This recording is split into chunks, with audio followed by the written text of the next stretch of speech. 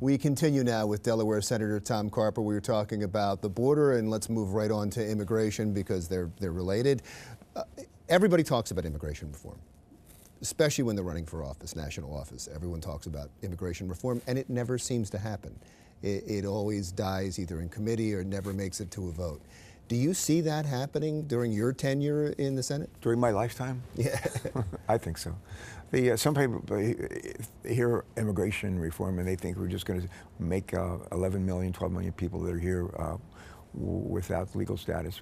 We're going to make them, let them become American citizens. That's not what immigration reform is. What it is an opportunity to, was frankly, to give people who come here, get an education in some cases. They are highly educated, and we're basically going to having educated them, we're going to send them back to their countries to start businesses to compete against us. That's stupid. And so part of immigration reform is when people come here to get well-educated at our colleges and universities, why don't you stay here and start a business here and help make this country stronger and more viable. Some people think that immigration reform is you're here illegally, so what we're going to let you do is get into the front of the line, ahead of everybody else who's trying to get into this country and do it the right way.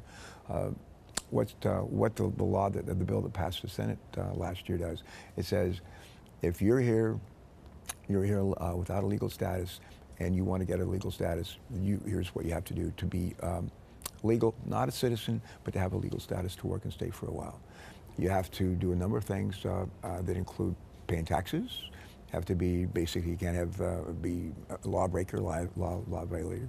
You have to be willing to work, got to learn the language, got to pay all kinds of stuff.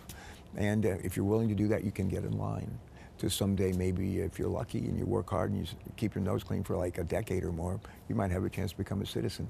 It is not an easy path. And that's among the things that we're looking at.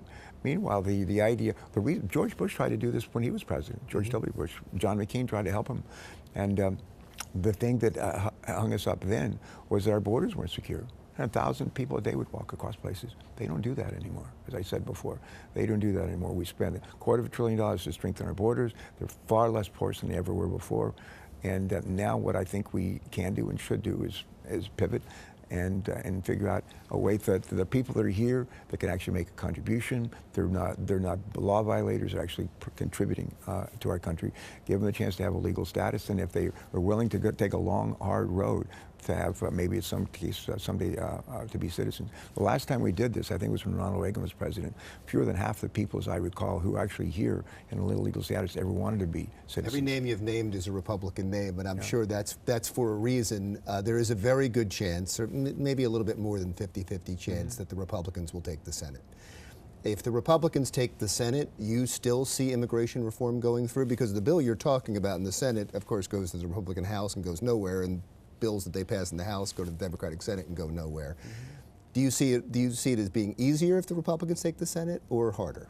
No, the bill passed, the legislation passed the Senate with Republican support.